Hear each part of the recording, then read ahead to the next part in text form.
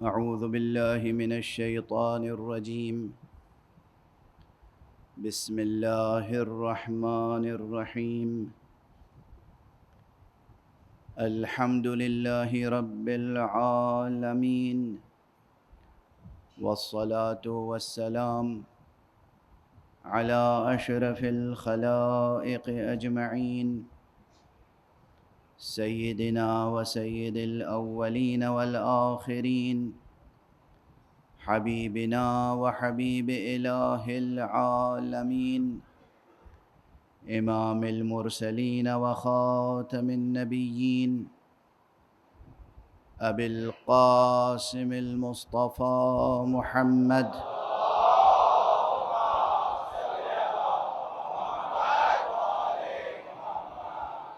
وعلى أهل بيته الطيبين الطاهرين الهداة المهديين المعصومين المظلومين، واللعنة الدائمة على أعداء الحق والدين. أما بعد، فقد قال الله تعالى عز اسمه في محكم كتابه ومتقن خطابه. بسم الله الرحمن الرحيم. الله نور السماوات والأرض، مثل نوره كمشكاة فيها مصباح، المصباح في زجاجة، الزجاجة كأنها كوكب دري يوقد من شجرة مباركة زيتونة لا شرقية ولا غربية، يكاد زيتها يضيء ولو لم تمسسه نار، نور على نور. صدق الله العلي العظيم.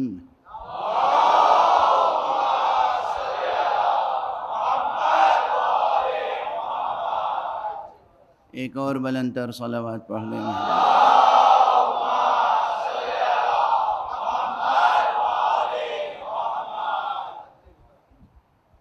آپ کے نورانی دلوں اور ذہنوں کو قرآن مجید کی آیت نور پکار رہی ہے.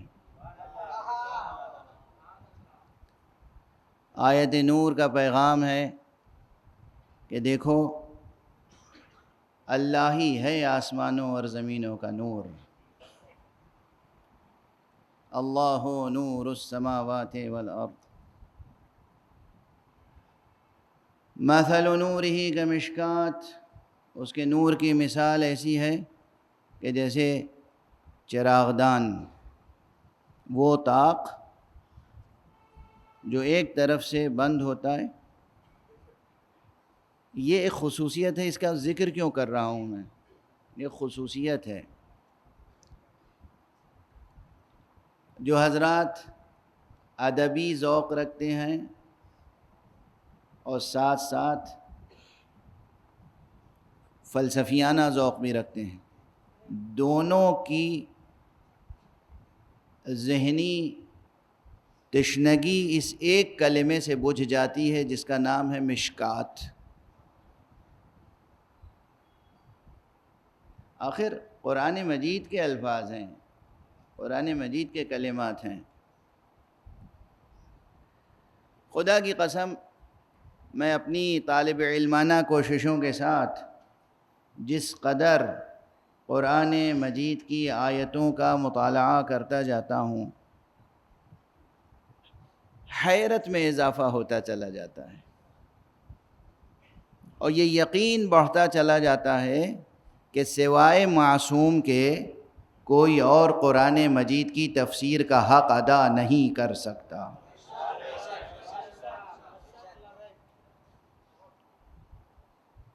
یہ جملہ بھی پہلے عرض کر چکا ہوں کہ قرآن مجید حی و قیوم متکلم کا حی و قیوم کلام ہے. یاد رکھیے گا یہ فقرے، یہ جملے. اس کا متکلم کون ہے؟ اللہ سبحانہ و تعالی. اس کی صفت کیا ہے؟ حی و قیوم ہے وہ. اس کلام میں بھی اس کی اس صفت کی تجلی موجود ہے۔ خود امیر المؤمنین علی ابن ابی طالب علیہ السلام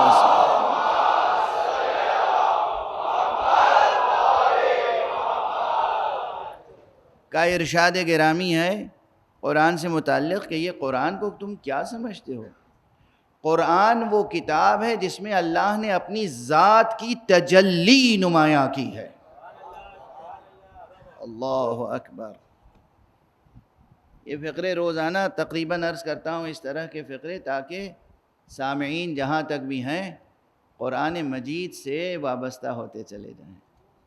قرآن، متن قرآن، اصل قرآن، الفاظ قرآن، اور پھر ظاہر ہے کہ جب آپ کو اصل کلام سے محبت ہو جائے گی تو آپ کی طبیعت خود بخود مجبور ہوگی جبر محبت کے تحت،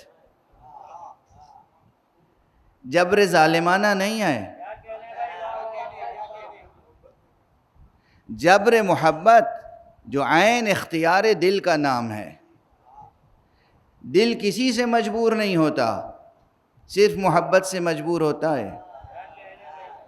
لیکن محبت سے مجبور ہونے کے معنی ہے کہ وہ اتنا قوی ہوتا ہے کہ سوائے محبت کے اور کسی کی بات نہیں سنتا، کسی کے آگے نہیں جھکتا۔ آج کل تو لوگوں کے سینوں میں جو دل ہیں وہ ہوا کے چھوٹے چھوٹے غبارے ہیں، دل تھوڑی ہیں۔ دل وہی ہوتا ہے جس میں محبت پروان چڑھے، اور وہ بھی کس کی محبت؟ دل صرف اور صرف اور صرف خدا کی محبت کے لیے خلق ہوا ہے۔ اور جب خدا کی محبت دلوں میں آ جائے تو وہ دل اتنا مضبوط ہوتا ہے، اتنا قوی ہوتا ہے کہ وہی دل تو ہے جو سر کو بھی سنبھالے رہتا ہے۔ کل یا پرسوں کی مجلس میں کہہ رہا تھا نا کہ جو خدا کے سامنے سر جھکتے ہیں وہ کسی اور کے سامنے نہیں جھکتے۔ یہ سر کو سنبھالے کون رہتا ہے؟ وہ دل جس میں خدا کی محبت ہوتی ہے۔ اب یہ جو میں ادبی انداز سے کچھ باتیں کہہ دیتا ہوں، آپ اسے صرف ادبی جملے ہی سمجھ کے نظر انداز نہ کیجیے گا، اس کے پیچھے بہت طویل مطالعہ ہوتا ہے، حکمت کا، فلسفے کا، عرفان کا، عرفان اسلامی کا، کہ دل کی جاگیر کیا ہے؟ صرف محبت، اور وہ بھی محبت حق۔ بہرحال آپ کے دل اگر آشنائے عظمت قرآن ہو جائیں تو ان بیانات کا اندازہ خود تجربہ کر کے آپ کر سکتے ہیں کہ قرآن مجید میں کیا قوت ہے اور کیا نورانیت ہے، اور اس کے کلمات میں کیا بلاغت ہے۔ دیکھیے، میں موضوع سے ہٹتا نہیں ہوں، مجھے موضوع کی وسعت کا اندازہ ہے۔ اندازہ ہے؟ پیغام پہنچ گیا؟ آقا حسین علیہ السلام کے نام نامی کے ساتھ جو گفتگو شروع ہوتی ہے،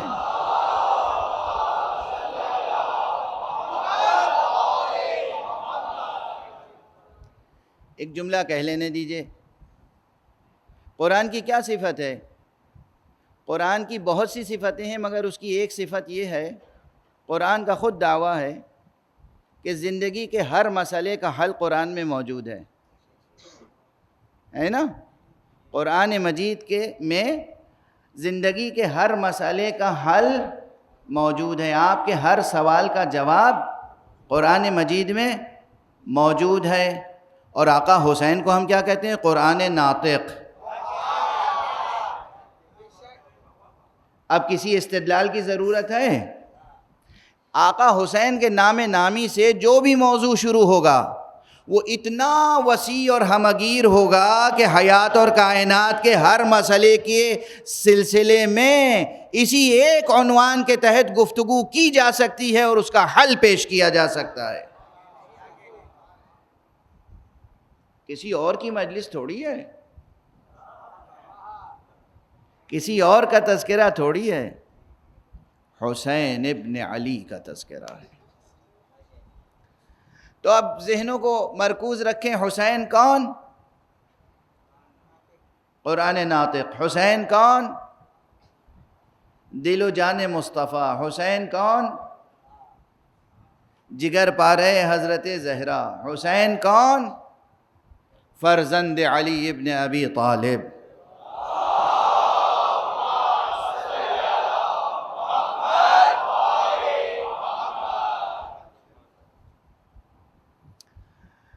تو جناب حضرت ابو عبداللہ الحسین علیہ السلام کی اس مجلس میں جب بات مولا علی تک پہنچے گی اور پھر آگے پوچھوں کہ حسین کون؟ فرزند پیغمبر. جب بات پیغمبر اور مقام ختم نبوت تک پہنچے گی، خاتم النبیین امام المرسلین، تو پھر کون؟ حسین کون؟ وہ جس کا نام نامی بھی گوشوارِ عرش الہی ہے.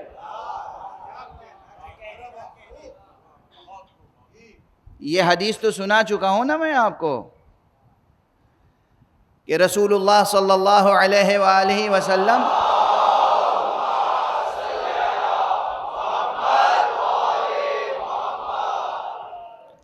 معراج کے بعد جب تشریف لائے اور معراج کی تفصیلات بیان فرمائیں تو اس میں یہ بھی تھا کہ میں نے عرش پر لکھا ہوا دیکھا. کیا لکھا ہوا دیکھا؟ کہ کلمہ لا الہ الا اللہ لکھا ہوا ہے، اس کے نیچے محمد الرسول اللہ لکھا ہوا ہے، اس کے نیچے علی ولی اللہ لکھا ہوا ہے. اب آج یہ حدیث بھی سن لیجئے، یہ بھی رسول کا ارشاد ہے کہ یہ جملہ جو عظمت حسینی کے بارے میں ہے یہ عرش الہی پر لکھا ہوا ہے، ساق عرش الہی پر، کہ حسین کشتی نجات ہیں اور چراغ ہدایت.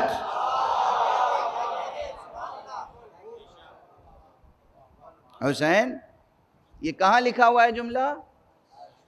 عرش الہی، ساق عرش الہی پر، پایہ عرش الہی پر لکھا ہوا ہے. تو جب حسین تک بات پہنچے گی تو علی تک پہنچے گی، علی سے رسول تک پہنچے گی، رسول سے خدا تک پہنچے گی. تو اگر توحید کی بات درمیان میں آ جائے تو آپ یہ نہ کہا کیجئے، یہ نہ سمجھا کیجئے کہ بات موضوع سے دور چلی گئی ہے. حسین علیہ السلام کے تذکرے کے ضمن میں بس چھوٹا سا ایک یہ حصہ قبول کر لیجئے، ذہن میں کہیں پڑا رہے گا، کام آئے گا.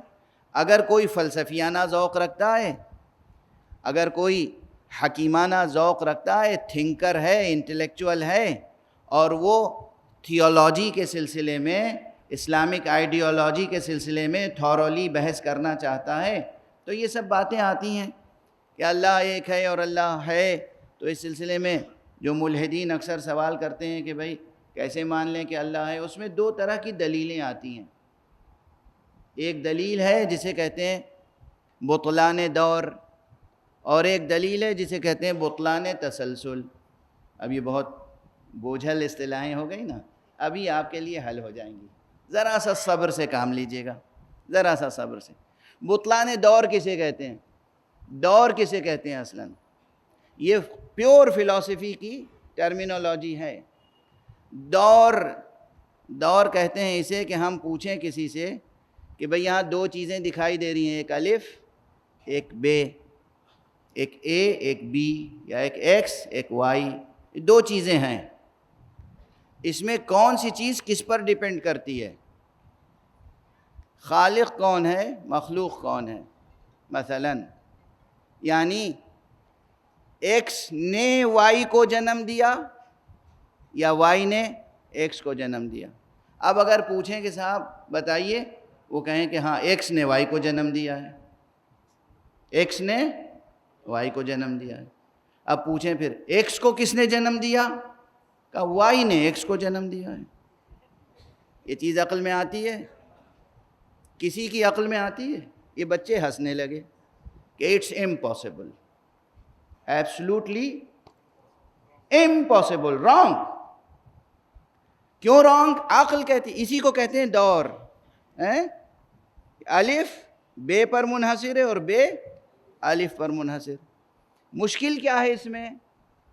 جب انالائز کرتے ہیں لاجیکلی اور فلسفیکلی تو مسئلہ ہوتا ہے ٹائم کا ایک ریفرنس آتا ہے بیچ میں۔ جب آپ نے کہا کہ الف نے بے کو جنم دیا یا ایکس نے وائی کو جنم دیا، اس کا مطلب کہ ایکس تھا اور وائی نہیں تھا، الف تھا بے نہیں تھا۔ پھر جب ہم نے کہا کہ پھر الف کو کس نے جنم دیا، تو آپ نے کہا بے نے الف کو جنم دیا۔ اس کا مطلب کہ جس وقت بے نہیں تھا اسی وقت بے تھا بھی، یعنی ایک ہی وقت میں، ایک ہی آن میں، ایک ہی ظرف زمان میں، ایک ہی ظرف وجود میں، ایک ہی حیز وجود میں، ایک ہی ظرف ہستی میں تھا بھی نہیں بھی تھا۔ یہ تناقض ہے، باطل ہے، ممکن نہیں ہے۔ واضح؟ تو یہ ایک دلیل ہے جو پیش کی جاتی ہے وجود باری تعالیٰ کے تعلق سے کہ بھئی یہ کائنات کس نے بنائی؟ اللہ سبحانہ و تعالیٰ نے، اور اللہ کو بنانے والا کوئی اور نہیں ہے۔ یہ ایک دلیل۔ دوسری دلیل اس کے مقابلے میں تسلسل کی آتی ہے، وہ بھی باطل ہے، کہ کنٹینیویشن، کہ معلوم ہے صاحب وائی کو کس نے جنم دیا؟ ایکس نے۔ ایکس کو کس نے جنم دیا؟ مثلا ایس نے۔ ایس کو کس نے جنم دیا؟ مثلا ایچ نے۔ مثلا اب آپ الف کو کس نے جنم دیا؟ بے نے۔ بے کو کس نے جنم دیا؟ جیم نے۔ جیم کو کس نے جنم دیا؟ دال نے۔ آپ فہرست پڑھ۔ یہ جو کنٹینیویشن ہے اسے کہتے ہیں تسلسل، اور حکماء کا اجماع ہے، پوری دنیا کے فلاسفرز کا اجماع ہے کہ کنٹینیویشن بھی باطل ہے۔ ٹھیک؟ اب یہ تو بحثیں ہوتی ہیں کہاں؟ فلسفی کی کلاس میں۔ اگر اس تصور کو انتہائی حسین، نورانی، بلیغ، دل نشیں، دل آویز، دلچسپ لفظ میں ادا کیا جائے تو کسی ایسی ہی چیز کا تو ذکر کیا جائے گا جس میں چراغ دان ہو مگر ایک طرف سے بند ہو دوسری طرف سے کھلا ہوا ہو۔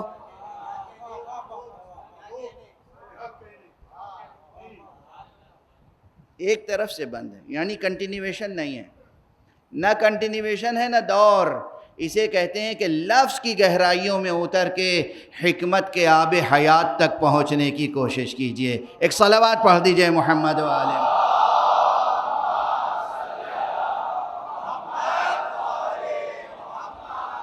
ایک اور صلوات پڑھ دیجئے محمد و آلہ۔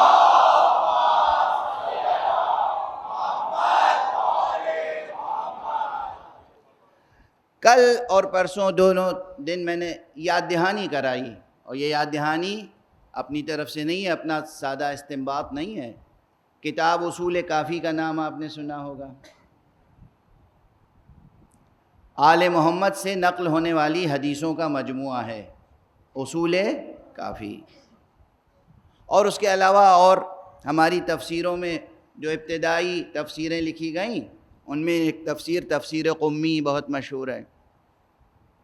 ان دونوں کتابوں کے بعد جو کتابیں لکھی گئیں، مثلا تفسیر البرہان اور اس کے بعد دوسری تفسیریں، ان تمام تفسیروں میں معصومین علیہم الصلاۃ والسلام سے روایتیں ہیں آیت نور سے متعلق، اور وہ یہ ہے کہ یہ جو اللہ نے ارشاد فرمایا ہے اللہ نور السماوات والارض، اللہ آسمانوں اور زمینوں کا نور ہے، اور اس کے نور کی مثال وہ چراغ دان ہے کہ جس میں چراغ رکھا ہوا ہو اور وہ آبگینے کا نفیس فانوس ہو اس کے اوپر، اور وہ چمک رہا ہو کہ جیسے موتیوں سے بنا ہوا کوئی فانوس ہو، ستارے کی طرح چمک رہا ہو۔ یہ جو پوری تفصیل ہے اس سے مراد ہے نظام ہدایت الہیہ، اللہ نے جو ہدایت کا نظام قائم کیا ہے اس کی تشبیہ ہے یہ، یعنی اللہ کی ہدایت کا نظام کتنا تہدار ہے۔ اور جب بات ہدایت تک پہنچ گئی، معصوم نے صاف صاف بتا دیا کہ یہ مراد ہدایت ہے، تو پھر دوسری حدیثوں میں جو بات کہی گئی اس میں کسی شک و شبہے کی گنجائش نہیں ہو سکتی کہ ہدایت کس گھر سے نکلی ہے. ارے ہدایت کسی چوپال سے نہیں شروع ہوئی، ہدایت کسی کے ندوے سے نہیں شروع ہوئی، دار الندوہ سے. ہدایت کسی کے بیٹھکے سے نہیں شروع ہوئی، ہدایت شروع ہوئی ہے جس بیت سے، وہ بیت نبوت ہے. اس کے معنی یہ ہے کہ یہ چراغ بھی، یہ طاق بھی بیت نبوت کا طاق ہے، ہر گھر کا طاق نہیں ہے.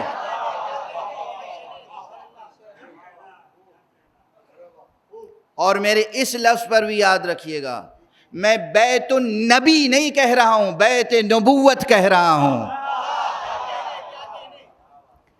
بیت نبی نہیں کہہ رہا ہوں، بیت نبوت کہہ رہا ہوں. نبوت وہ جوہر نورانی مجرد جو پتھروں کی کسی دیوار و در میں منحصر نہیں ہے. نبوت کے بیت کا جو طاق ہے وہ ہے چراغ دان ہدایت الہیہ. اسی لیے ہماری روایتوں میں مشکات کے باطن کا نام ہے فاطمہ زہرا.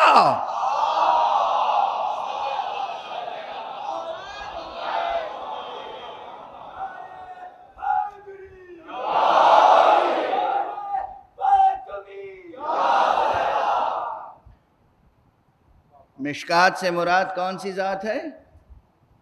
ذات مبارک فاطمہ زہرا. اور جو اس وجود مبارک میں چراغ روشن ہوئے، ایک چراغ کا نام ہے حسن اور ایک چراغ کا نام ہے حسین. اور حسین کی خصوصیت یہ ہے کہ وہ تنہا امام نہیں ہیں، ان کی نسل میں اور 9 امام ہیں.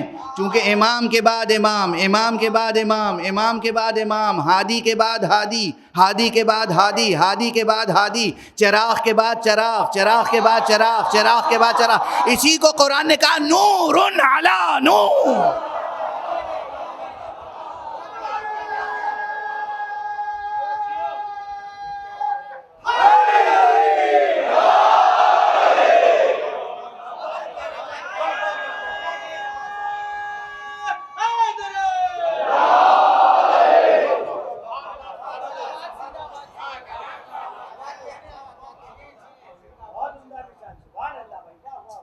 نور علی نور سنتے ہیں، بولتے ہیں، کہتے ہیں. اب معلوم ہوا نور علی نور کی تصویر نگاہوں میں آئی. یہ نور علی نور، یہ فقرہ کہیں اور صادق نہیں آتا، یہ اس سلسلہ نورانی پر صادق آتا ہے جو جناب زہرا سلام اللہ علیہا کی کوکھ سے شروع ہوا، جو صلب علی سے شروع ہوا، جو نسل حسین سے آگے بڑھا، جو مہدی پر ٹھہرا ہوا ہے.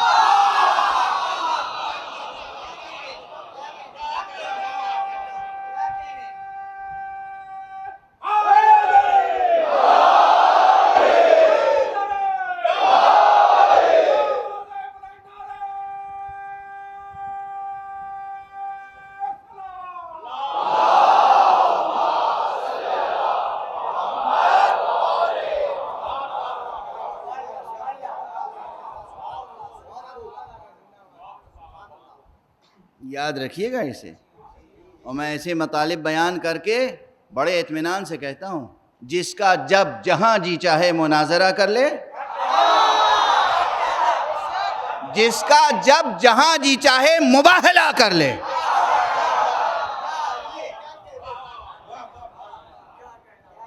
یہ نہ کوئی غلو ہے، نہ کوئی خود ساختہ باطنی تفسیر، یہ فصاحت و بلاغت کلام الہی ہے.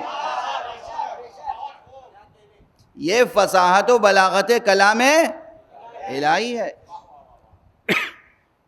حضرت امام جعفر صادق علیہ السلام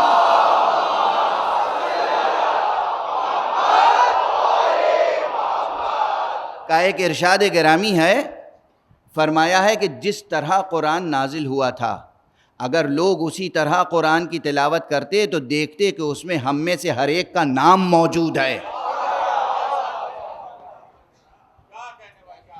اس شجرہ نور میں سے ہم میں سے ہر ایک کا نام موجود، یعنی اب بھی موجود ہے۔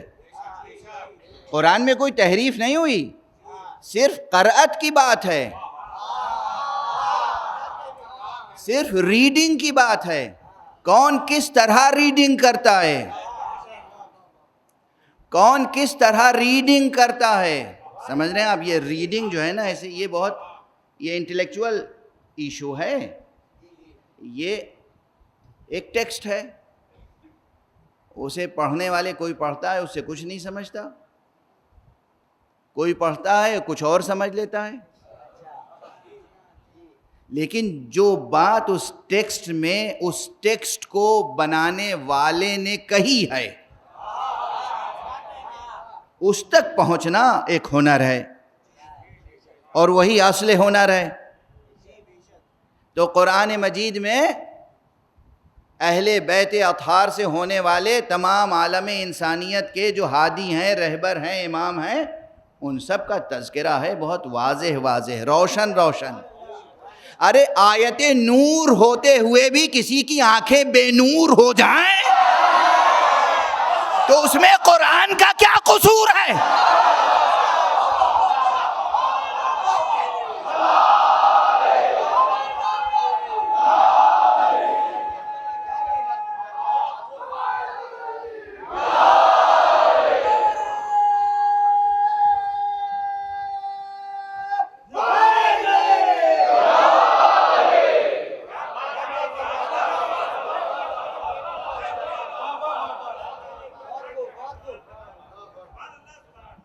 دن کے 1 بجے کھلے صحرا میں کوئی کھڑا ہوا ہو اور ایک ایک نہیں 2 سورج چمک رہے ہوں، پھر بھی اس کی آنکھیں بے نور رہیں،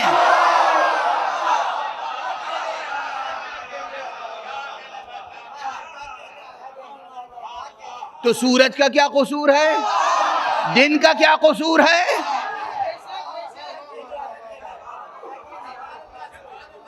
آیت کا کیا قصور ہے؟ قرآن کا کیا قصور ہے؟ اور فرما رہے ہیں آپ کس طرح سے اللہ نے حجت تمام کی ہے، کس طرح سے اللہ نے حجت تمام کی ہے۔ یہ جو شجرہ نور ہے یہ وہ شجرہ نور ہے کہ جس میں آدم سے لے کر حضرت خاتم صلی اللہ علیہ وآلہ وسلم تک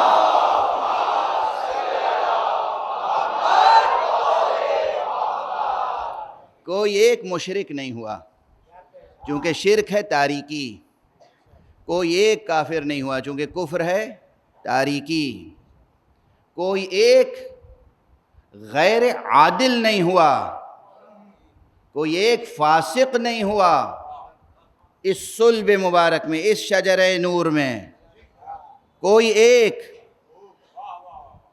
اور فرمانے میں کیا عرض کر رہا ہوں، پوری ذمہ داری کے ساتھ عرض کر رہا ہوں، یہ وہ شجرہ ہے جس میں پیغمبر پر احسان جتاتے ہوئے اللہ سبحانہ و تعالی نے کہا ہے، یا یوں کہوں کہ پیغمبر کی فضیلت بیان کرتے ہوئے اللہ سبحانہ و تعالی نے کہا ہے کہ تم تو وہ ہو کہ تمہارے وجود کا سفر ہمیشہ سجدہ گزاروں کی صلب میں رہا، یعنی ہر ایک سجدہ گزار تھا تمہارے آباء و اجداد میں، کافر ہونے کا سوال کیا پیدا ہوتا ہے؟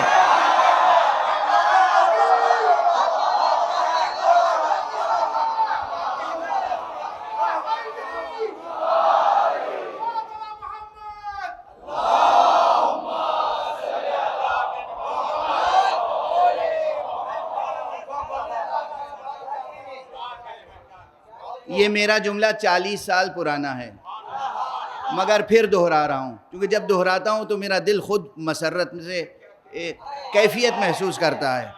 40 سال پرانا جملہ ہے جو میں نے پہلی بار امام بارگاہ غفرہ مآب میں، امام باڑہ غفرہ مآب میں لکھنؤ میں عرض کیا تھا کہ لوگ آج تک ایمان ابو طالب پہ بحث کرتے ہیں. ارے میں تو منبر پر ایمان ابو طالب زیر بحث لانا، زیر سوال لانا سوء ادب سمجھتا ہوں. ایمان تو اس کا زیر سوال آنا چاہیے جو ابو طالب کو بھی ولی نہ سمجھتا ہو.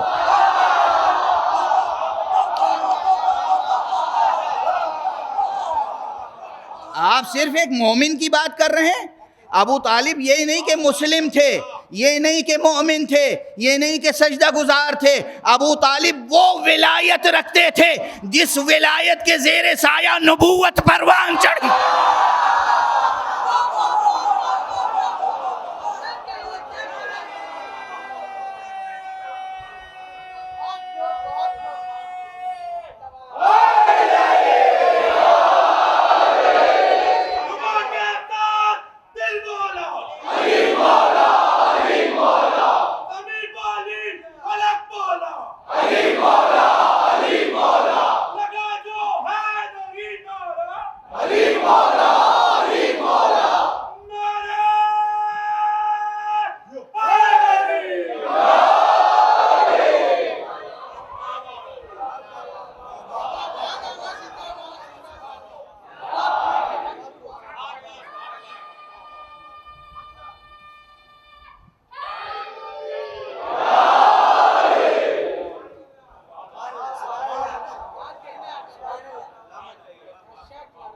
کیسی عقل کی یتیمی ہے.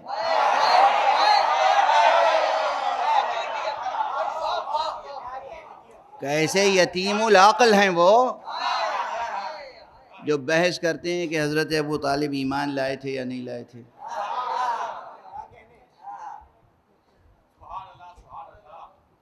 حضرت ابو طالب کا رتبہ، ان کا مرتبہ، ان کی شان یہ کیوں آ رہا ہے؟ یہ درمیان میں کیوں آیا؟ آپ کہیں گے موضوع سے ہٹ گئے. نور حسین کس صلب سے ہوتا ہوا آیا ہے؟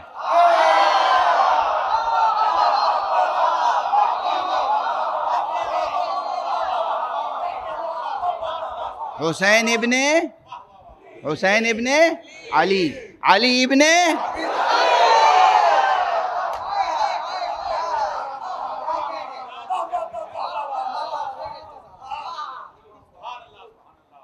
اب سمجھ میں آئی.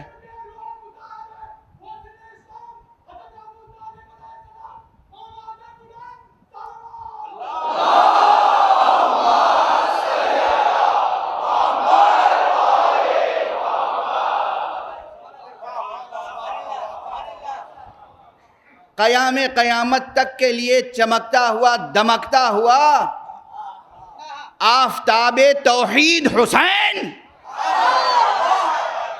ممکن تھا کہ کسی کافر کی صلب سے گزر گیا.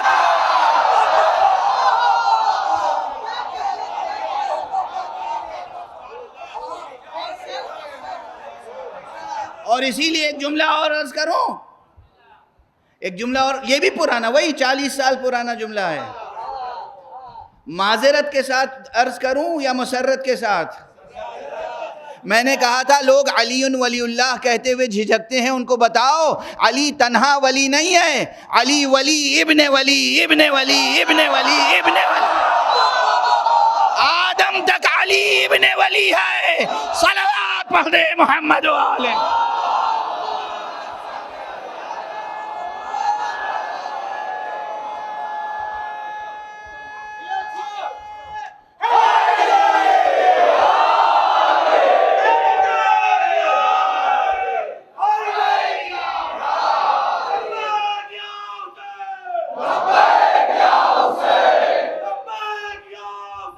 لبیک یا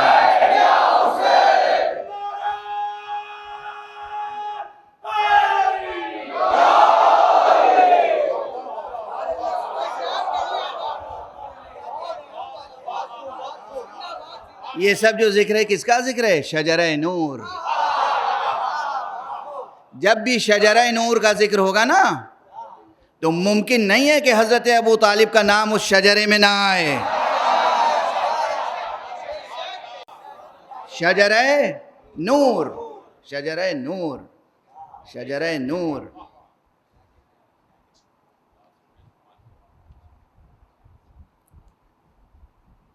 آقا حسین کا ذکر کروں.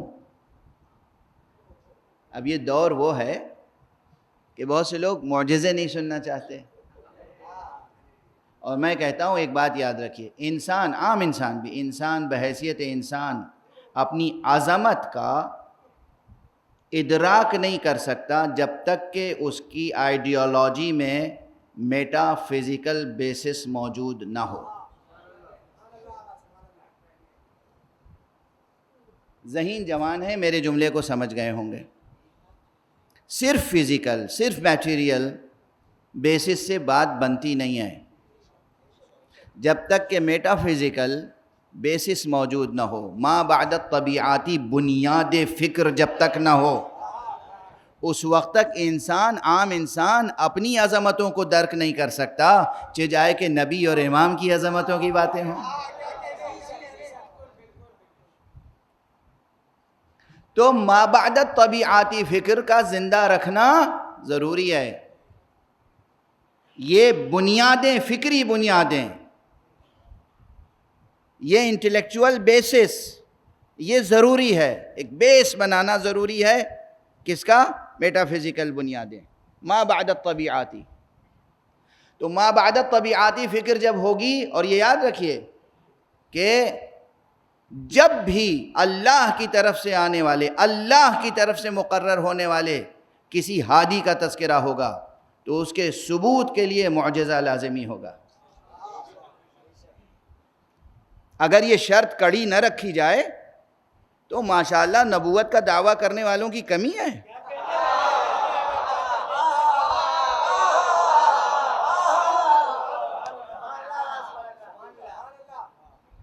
نعوذ باللہ. نہ امامت کا دعویٰ کرنے والوں کی کمی ہے، نہ نبوت کا دعویٰ کرنے والوں کی کمی ہے، نہ تھی نہ ہے. اس لیے سچے نبی اور سچے امام کی پہچان کے طور پر معجزے کا ہونا ضروری تھا، ضروری ہے، ضروری رہے گا. واضح ہے؟ سیاست کی مدد سے امام نہیں بنتا، قبیلے کی مدد سے امام نہیں بنتا، جنگ و جدل کر کے کوئی امام نہیں بنتا، انسانوں کا خون بہا کے ان کی جان لے کے امام نہیں بنتا. امام وہ بنتا ہے جو اپنی ٹھوکر سے جان دے دے مردوں کو.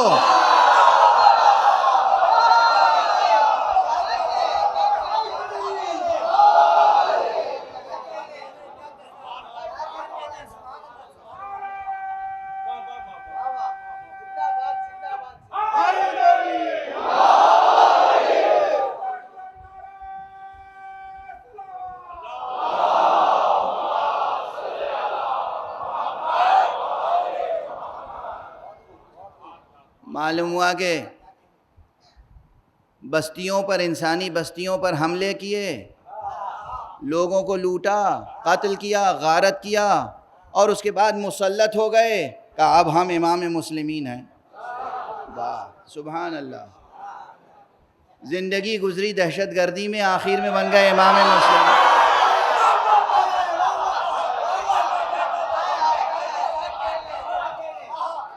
ارے بھائی سیدھا سادہ سامنے کا تجزیہ ہے، انالائز کیجئے. ایک شخص کیا کر رہا ہے؟ بغیر کسی جواز کے، بغیر کسی قانونی جواز کے، کوئی لیگل آتھورٹی نہیں ہے، بلا وجہ اس بستی پہ حملہ کر دیا، اس بستی پہ حملہ کر دیا. انسان، معصوم انسان، عام انسان، لوٹ لیا، غارت کیا، قتل کیا. اگر یہ شخص کرسی اقتدار تک نہ پہنچتا تو کیا کہلاتا؟ دہشت گرد. صرف اس لیے کہ کرسی اقتدار پر قابض ہو گیا، اب اسے دہشت گرد نہ کہہ کے امام کہیں.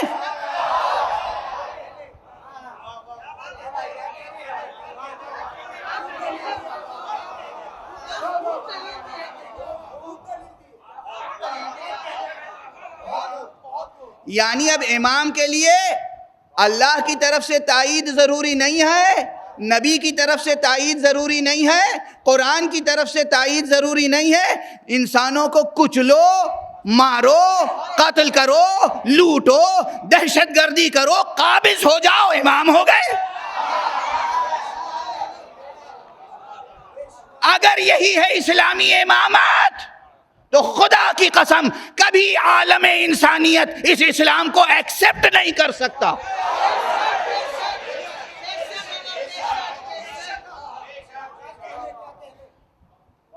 امام تو وہ ہوتا ہے جو ہر اعتبار سے آخر تک کوشش کرے کہ خون ریزی نہ ہو، کسی کا بھی ایک ذرا سا بھی مال ضائع نہ ہو۔ اور یہ امام وہ ہوتا ہے کہ جو اس کا حق چھین لیا جائے تو چھین لیا جائے، مگر کسی عام آدمی کا حق نہ چھینا جائے۔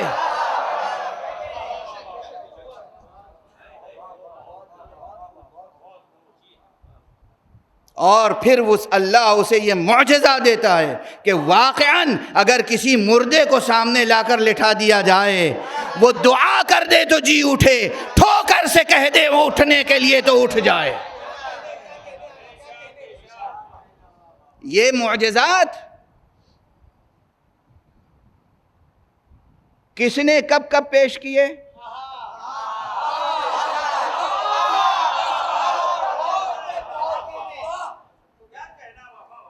قرآن مجید میں حضرت عیسیٰ کا تذکرہ موجود ہے۔ اب سنیے کہ ہمارے پیغمبر اکرم محمد مصطفیٰ صلی اللہ علیہ وآلہ وسلم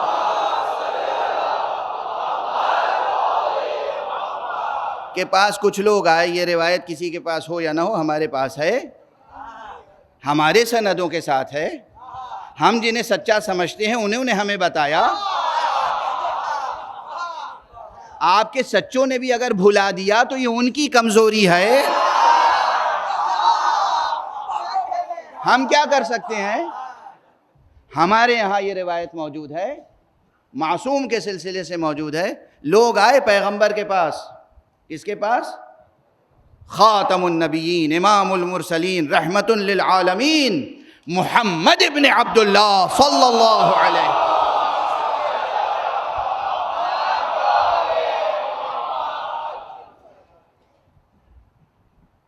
عبداللہ کے بیٹے،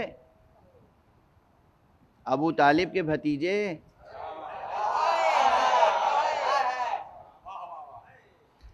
اگر آپ سچے نبی ہیں، سچے رسول ہیں، تو جو عیسیٰ نے معجزہ دکھایا تھا وہ دکھائیے۔ کہا کیا؟ کہا عیسیٰ مردوں کو زندہ کر دیتے تھے، آپ بھی مردوں کو زندہ کیجئے۔ سوال تھا رسول سے، رسول نے کہا علی کہاں ہو؟ یہاں آؤ۔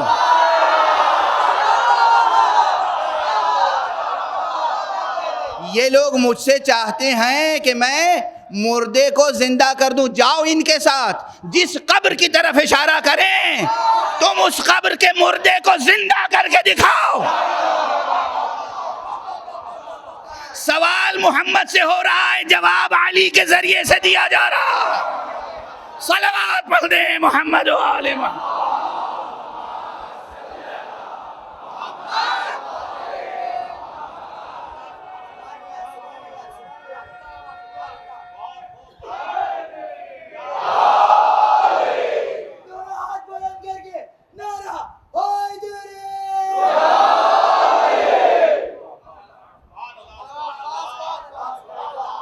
اس نبی کا نواسا، اس علی کا بیٹا حسین، اس نے زندگی میں کتنے معجزے دکھائے، کتنی فضیلتیں بیان کروں آقا کی۔ جتنے معجزے جناب عیسیٰ کے ہیں وہ سب معجزے امام حسین کی زندگی میں موجود ہیں۔ یہاں تک کہ روایت موجود ہے ہماری کتابوں میں کہ جب آقا حضرت امام حسین علیہ السلام بطن مادر میں تھے تو اپنی مادر گرامی سے گفتگو کیا کرتے تھے۔ گفتگو میں کیا جملے کہتے تھے وہ ابھی نہیں عرض کروں گا، طبیعتیں منقلب ہو جائیں گی. بطن مادر میں ہیں مگر ماں سے گفتگو کر رہے ہیں. اور پیغمبر داخل ہوئے خانہ زہرا میں،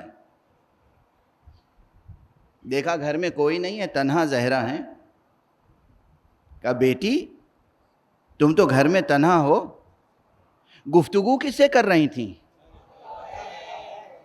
حالانکہ حضور کو بھی معلوم ہے،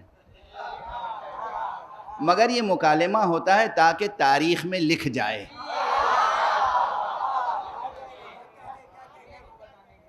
تاکہ بات لکھ لی جائے.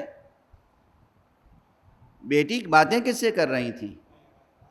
بیٹی نے کہا بابا جان یہ جو بچہ ہے نا میرے شکم میں، یہ مجھ سے باتیں کرتا ہے.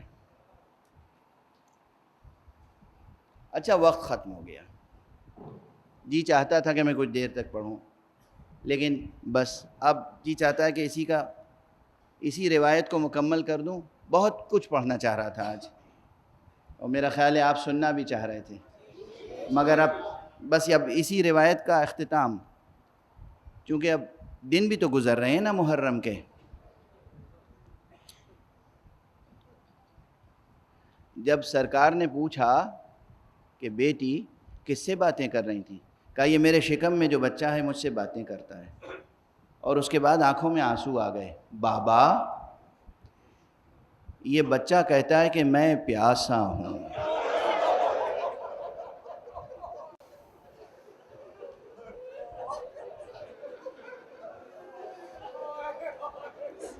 اجرکم علی اللہ، اجرکم علی اللہ، اجرکم علی اللہ.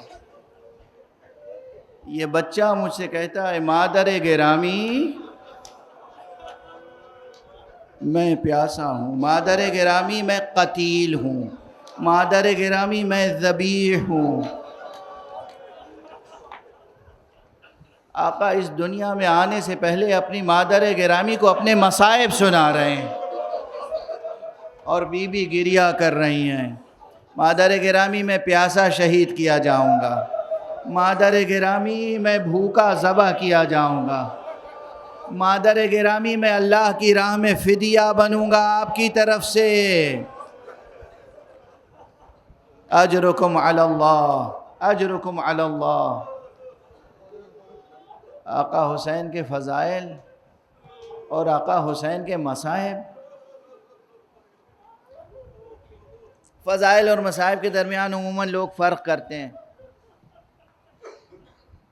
کوئی فرق نہیں ہے. ان کی وہ فضیلتیں جو سن کر مومنین بھی مسرور ہو جائیں اسے ہم اصطلاح میں فضیلت کہتے ہیں، اور ان کی وہ فضیلتیں جسے سن کر آنکھوں میں آنسو آ جائیں انہی کو ہم مصائب کہتے ہیں، مصیبت کہتے ہیں. ہے وہ بھی فضیلت. اللہ کی راہ میں بڑھ بڑھ کے سینے پہ زخم کھانا فضیلت ہے. اللہ کی راہ میں بھوکا اور پیاسا رہنا فضیلت ہے. اللہ کی راہ میں صبر کرنا فضیلت ہے. اللہ کی خاطر مشقتوں کو برداشت کرنا فضیلت ہے. مگر بس یہ ہے کہ جب اس طرح کے واقعات ہم سنتے ہیں تو دل بیتاب ہو جاتے ہیں، آنکھوں سے آنسو بہنے لگتے ہیں. اور آقا حسین کے مصائب میں تو وہ گہرائیاں ہیں اور وہ المناکیاں ہیں کہ پتھر کا جگر بھی ٹکڑے ٹکڑے ہو جائے. اسی لیے اکثر میں مصیبت کی پوری روایتیں بھی پڑھ نہیں پاتا ہوں. ایک شعر یاد آ رہا ہے، شاعر اردو زبان یاس یگانہ چنگیزی مرحوم کا، کہتے ہیں سمجھتے کیا تھے مگر سنتے تھے فسانہ درد. سمجھتے کیا تھے مگر سنتے تھے فسانہ درد. سمجھ میں آنے لگا جب تو پھر سنا نہ گیا. ارے ہمیں بہت سنبھل سنبھل کے پڑھنا پڑتا ہے، ورنہ یہ دل، یہ جگر، یہ سینہ پھٹ جائے۔ آقا حسین کے مصائب آج عموماً یہاں جو ایک رسم قائم ہے، اس میں آقا کی جانب سے اللہ کی راہ میں پیش کیے جانے والے اس فدیے کا تذکرہ ہوتا ہے جو دیکھنے میں بہت مختصر تھا مگر حقیقت میں بہت عظیم تھا۔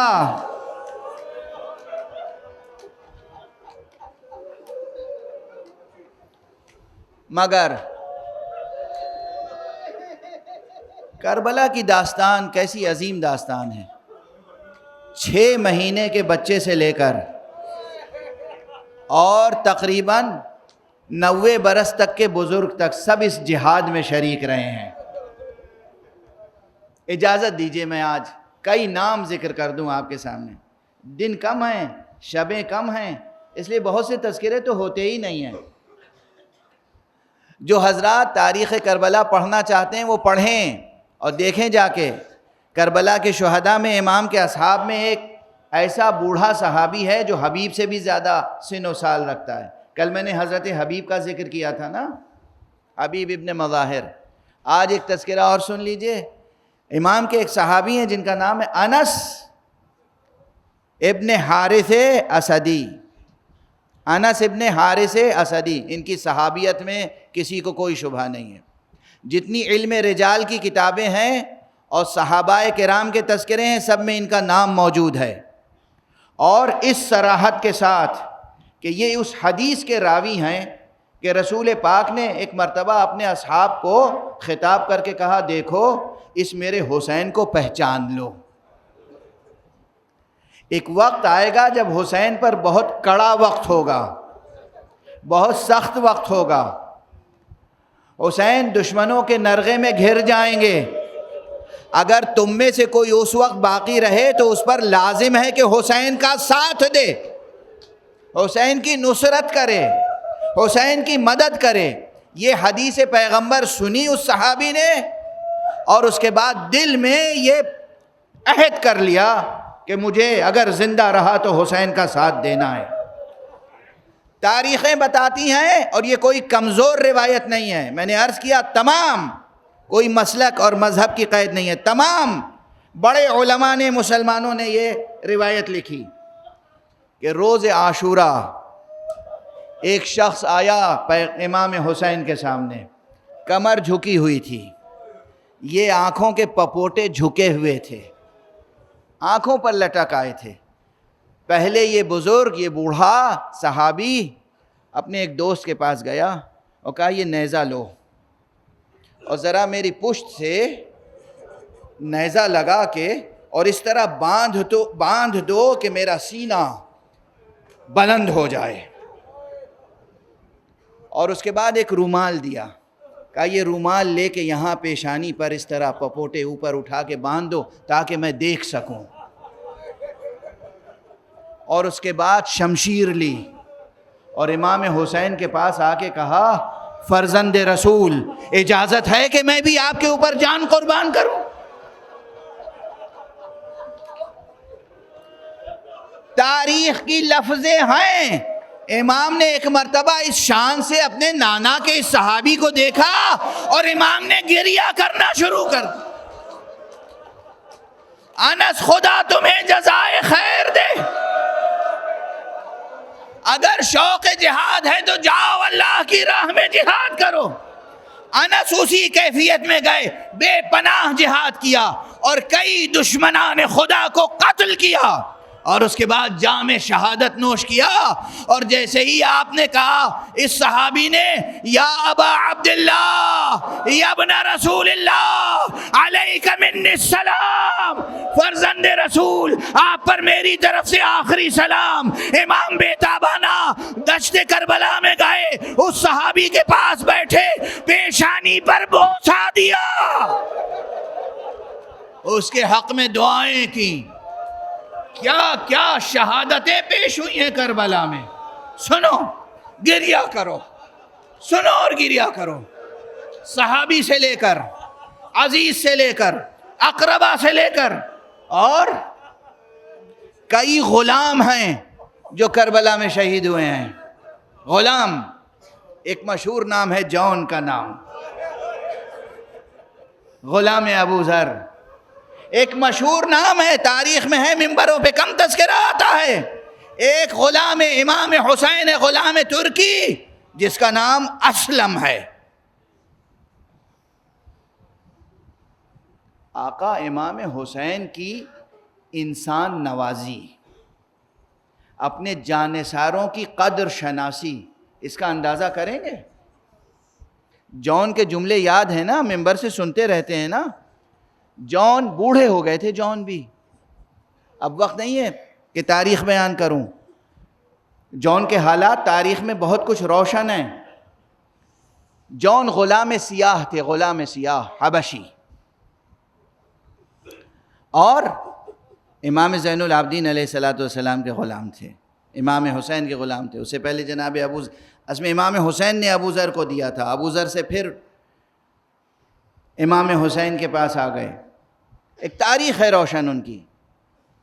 جون آئے، کہا آقا اجازت ہے کہ میں بھی جنگ کروں، جہاد کروں؟ کہا جون تم تو غلام ہو. غلام اپنے آقاؤں کے ساتھ اس لیے ہوتے ہیں تاکہ زندگی کی راحتیں پائیں، زندگی کی آسائشیں میسر ہوں. تو آسائشوں میں ہم نے تمہیں اپنے ساتھ رکھا، مگر ہم نہیں چاہتے کہ ہماری مصیبتوں کا بوجھ بھی اٹھاؤ. جون تڑپ گئے. آقا مگر یہ ممکن ہے کہ آسائش کے زمانے میں تو ہم آپ کے ساتھ رہیں، مصیبت میں ساتھ چھوڑ دیں؟ اور اس کے بعد جون نے ایسے جملے کہے، جذباتی جملے. ہاں آقا میں حبشی غلام ہوں، میرا رنگ سیاہ ہے، میرے لہو سے بو آتی ہے، اس لیے آپ نہیں چاہتے کہ میرا خون آپ کے خون سے میں شامل ہو جائے، مگر خدا کی قسم میں ساتھ چھوڑ کر جانے والا نہیں ہوں. کچھ اس انداز سے جون نے اصرار کیا، اجازت طلب کی. امام نے اجازت دی اور جون کے حق میں دعا کی، پروردگار جون کے چہرے کو روشنی بخش دے. جون گئے، شہید ہوئے، اور تاریخ بتاتی ہے کہ ان کا چہرہ اتنا روشن ہوا کہ پورے میدان کربلا میں ایک یکتا و یگانہ چہرہ معلوم ہوتا تھا، دمکتا ہوا، نور سے دمکتا ہوا. انوار حسینی کی چھوٹ جو پڑی تھی اس پر. اسلم غلام ترکی وہ بھی آیا، آقا مجھے اجازت ہے. امام نے دیکھا اور اس کے بعد اجازت دی. جب اسلم گیا ہے اور شہید ہوا ہے امام کا غلام، تو تاریخ کے الفاظ ہیں امام گئے، غلام سلیو غلام، امام گئے اور ابھی رمق جان باقی ہے، یعنی ابھی سانس آ رہی ہے جاری، مگر اتنا زخمی ہو چکا ہے کہ معلوم ہے شہید ہونے والا ہے. امام گئے اور دونوں ہاتھوں سے اسے اٹھا کے سینے سے لگایا اور اپنے رخسار کو اس کے رخسار پر رکھا. اس نے جو رخسار امام کی خنکی محسوس کی، آنکھیں کھولی، کہا اللہ اکبر، یہ غلام نوازی فاطمہ کا لال، رسول کا بیٹا اپنا رخسار میرے رخسار پر رکھے، اس سے بڑی عزت افزائی کیا ہو سکتی ہے؟ مولا آقا مجھے جیسی خوشی محسوس ہو رہی ہے کوئی اندازہ نہیں کر سکتا. کیا امام کی غلام نوازیاں ہیں. پروردگار ہم سب کو غلامان حسین میں قرار دے. معبود پروردگار معبود ہمیں علوم قرآن اور معارف اہل بیت سے آشنا فرما. پروردگار مالک ملت اسلامیہ کو محمد اور آل محمد کی تہذیب کے سانچے میں ڈھال دے۔ معبود پروردگار، عالم انسانیت، عالم بشریت پوری دنیا میں جہاں جہاں بھی مشکلوں سے دوچار ہے، بے امنیوں بے چینیوں سے دوچار ہے، پروردگار اس عالم انسانیت کو خون حسین کے صدقے میں امن اور عافیت عطا فرما۔ پروردگار ہمارے سروں پر رہبر عالی قدر آیت اللہ خامنئی کا سایہ برقرار رکھ۔ پروردگار ہمارے سروں پر مرجع عالی قدر حضرت آیت اللہ سیستانی کا سایہ برقرار رکھ۔ پروردگار ہمارے جوانوں کو علم اور آگہی کے میدانوں میں ترقی عطا فرما۔ پروردگار انہیں ہر طرح سے قوت حیات عطا فرما۔ پروردگار جہالتوں کو مٹا دے، غربتوں کو مٹا دے، بیماریوں کو مٹا دے، انسانوں کو ایک توحید کی لڑی میں پرو دے۔ پروردگار اپنے ولی آخر کو اذن ظہور عطا فرما اور ان کے ہاتھوں سے اپنی رحمت و رافت و عدالت کا پرچم لہرا دے۔